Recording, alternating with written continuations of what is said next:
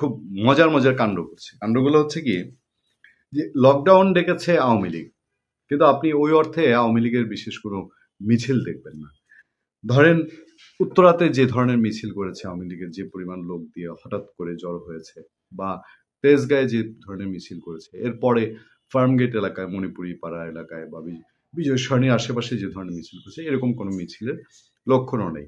করেছে, টুকটাক করেছে, বলেছে, করার চেষ্টা হয়েছে, ধানমন্ডি 27 নম্বরে সেখান থেকে আটক হয়েছে, কিন্তু বড় কোনো মিছিল নেই। থাকার মধ্যে যেটা আছে সেটা হলো পুলিশ, স্বরাষ্ট্র মন্ত্রণালয়, আইন শৃঙ্খলা বাহিনীর পুরো রণপ্রস্তুতি। ঢাকায় পদে পদে নতুন নতুন খবর আসছে। সকালে বিজিবি নেমে এসছে, বিকেলে সুপ্রিম কোর্ট প্রাঙ্গণে সেনাবাহিনীর টহল চাওয়া হচ্ছে। এর মধ্যে দিয়ে মিছিল হয়েছে। মিছিলগুলো কি হয়েছে জানেন? মিছিল হয়েছে, এনসিপি মিছিল করতেছে, করার চেষ্টা করছে। এনসিপির মিছিল ওভাবে গুরুত্বপূর্ণ, চোখে পড়ার মতন কিছু হয়নি। দেখলাম যে হাসনাত ফেসবুকে পোস্ট দিয়েছে তাদের এনসিপি কার্যালয়ের সামনে মিছিল। তারপর আমরা এটাও দেখলাম যে ছাত্র দলের একটা অংশ তারা ওই বঙ্গবন্ধু এভিনিউতে আওয়ামী লীগ কার্যালয়ের সামনে সেখানে অবস্থান নিয়েছে।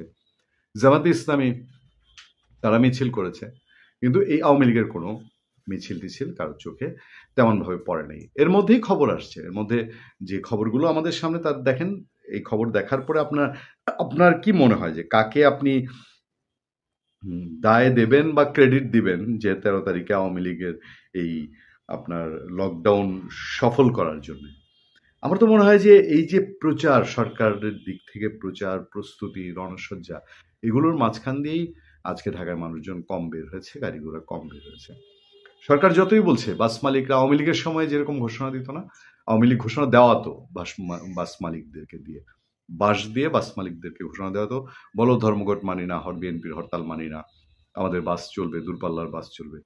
এই সরকার নন পলিটিক্যাল সরকার। সেই সরকারের সময় দেখি বাস মালিকরা এসে এইসব ঘোষণা দিচ্ছেন। বাস মালিক সমিতি তারা ঘোষণা দিচ্ছে পরিবহন স্বাভাবিক থাকবে, বিভিন্ন ব্যবসায়ীরা বলছে দোকানপাট খোলা থাকবে, এইসব বিবৃতি আসছে একদম পলিটিক্যাল গভর্নমেন্টের মতন। আপনি একটা খেয়াল করে দেখবেন, আপনার আশেপাশে coaching centre, private school, college, private, সরকারিগুলোতে তো না করার কোনো উপায় নেই। এই প্রাইভেটগুলোতে বাবা মা তার সন্তানকে পাঠানোর সাহসটা করছে কিনা বৃহস্পতিবারে, মানে সিচুয়েশনটাই এমন তৈরি করা হয়েছে, একটা ঘোলাটে পরিস্থিতি। তার মধ্যে দিয়ে কি হবে? তবে খবরগুলো আমাদের কাছে এরকম যে লকডাউন রুখে দেওয়ার ঘোষণা পুলিশের, কি করবে আওয়ামী লীগ? একটু চুম্বক অংশ আপনাদেরকে শোনাই যে বাংলাদেশে কার্যক্রম নিষিদ্ধ আওয়ামী লীগের লকডাউন কর্মসূচিকে কেন্দ্র করে বৃহস্পতিবার ব্যাপক নিরাপত্তামূলক ব্যবস্থা নেওয়ার ঘোষণা দিয়েছে ঢাকা মহানগর পুলিশ। অন্যদিকে আওয়ামী লীগ নেতারা দাবি করছেন পরিস্থিতি যাই হোক না কেন তারা এই কর্মসূচির মাধ্যমে ঢাকাকে বিচ্ছিন্ন করে দিবেন। এখন তারা বিচ্ছিন্ন করবেন, ঢাকার প্রবেশপথগুলোতে সাংঘাতিক রকম নিরাপত্তা জোরদার করা হয়েছে। ঢাকা বিভিন্ন ম্যাসে, বিভিন্ন জায়গায় আওয়ামী লীগ ছাত্রলীগ ঘাপটি মেরেছে কিনা খোঁজা হচ্ছে, কিছু ধরাও পড়ছে। এর আগে গত কয়েকদিনে ঢাকা সহ বিভিন্ন জায়গায় ককটেল বিস্ফোরণ ও বাসে অগ্নিসংযোগের মাধ্যমে নাশকতার জন্য আওয়ামী লীগকে দায়ী করেছে সরকার ও আইন শৃঙ্খলা বাহিনী। পুলিশ বলছে এসব ঘটনার মাধ্যমে মানুষের মধ্যে আতঙ্ক ও আশঙ্কা তৈরি হয়েছে।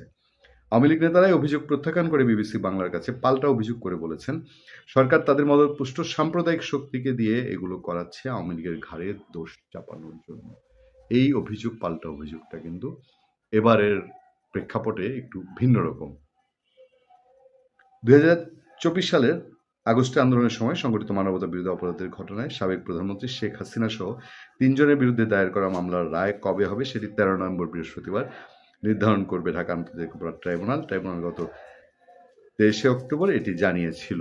12 নভেম্বর রাত গড়িয়ে আমি রাত 10টা নাগাদ আপনাদের সামনে আলোচনা করছি, তখনও পাড়ায় বিভিন্ন জায়গায় বিএনপি, জামাতে ইসলামী, তারা এনসিপি তারা মিছিল করছে, আওয়ামী লীগের আস্তানা জ্বালিয়ে দাও, গুড়িয়ে দাও, একটা লীগ ধৈরা জবাই কর।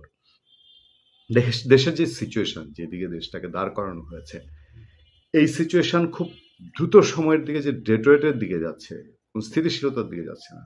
এই সরকার সংস্কারের নাম দিয়ে যেরকম 15 মাস খেয়েছে, 15 মাস নষ্ট করেছে বাংলাদেশের মানুষকে, তারা ক্ষমতা উপভোগ করেছে এবং করার পর তাদের গুরুত্বপূর্ণ লোকজন অলরেডি যারা আমেরিকা থেকে এসছেন পার্মানেন্টলি কেউ আমেরিকা যাওয়া শুরু করেছেন।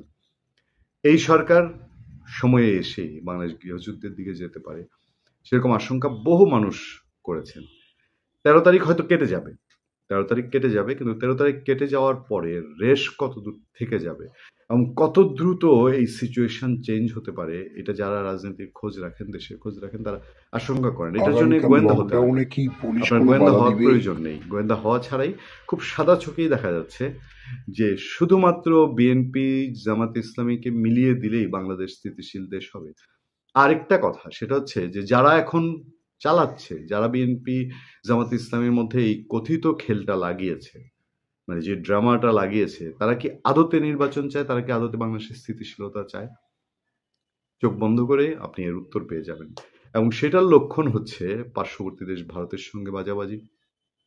তারপর এই হঠাৎ করেই আওয়ামী লীগ যে এত যদি যদি আমরা দোষটা আওয়ামী লীগের ঘাড়ে দিই, সরকার যেটা বলছে আমরা ধরলাম যে আওয়ামী লীগের ঘাড়ে দোষ দিলাম, যে আওয়ামী লীগ গত 2-3 দিনে সারা দেশে প্রায় 30-40-50 জায়গায় তারা এরকম ককটেল ফুটিয়েছে, বাসে আগুন দিয়েছে, এটা করছে সেটা করছে। তারপরে এই যে ধানমন্ডি 32 নাম্বার ঘেরাও করে ফেলেছে। কি ঘেরাও করেছে? আওয়ামী লীগের 1 লাখ লোক চলে আসবে। তো আওয়ামী লীগের 1 লাখ লোক চলে আসবে, সেই সব সিচুয়েশন এই গভর্নমেন্ট এই 15 মাসে তাহলে তার আখের নিজের আখের গোছাতে গিয়ে মুখে মুখে ওই যে আমরা অনেক আগে থেকে 6 মাস আগে থেকে যারা আমাদের রেগুলার দর্শক আপনার মনে থাকার কথা আমরা বলি যে আওয়ামী লীগটা হচ্ছে তাদের তাদের পুঁজি, এই সরকারের রাজনীতির পুঁজি না, তো তাদের ক্ষমতার মসনদ চেয়ারের পুঁজি, এনসিপির রাজনীতির পুঁজি। যতক্ষণ পর্যন্ত আওয়ামী লীগ ধরছে, আওয়ামী লীগ চলে আসছে এরকম একটা রব রাখতে পারবে, ততক্ষণ তাদের এটা পুঁজিটা আরো কাজে লাগবে, রিটার্ন দিবে তাদের রাজনীতিতে। একইভাবে শেখ হাসিনা যতদিন ইন্ডিয়ায় থাকবে, ইন্ডিয়ায় যদি শেখ হাসিনা নিজের ইচ্ছায় থাকে, শেখ হাসিনা নিজের ইচ্ছায় দেশে না আসে, অথবা তাকে না আনতে পারে, সেই পর্যন্ত এই সরকারের বা এই আওয়ামী লীগ বিরোধী অংশের পুঁজি, ততক্ষণ পর্যন্ত এটা বেঁচে একটা কিছু করা যাবে। আর তার মধ্যে দিয়ে এই দেশটাকে রসাতলে ফেলে দিয়ে যে যেদিকে পারে সেদিকে ছুট দিবে। ভালো থাকবেন, সুস্থ থাকবেন। আপনাদের সাথে আমি আতিক রহমান।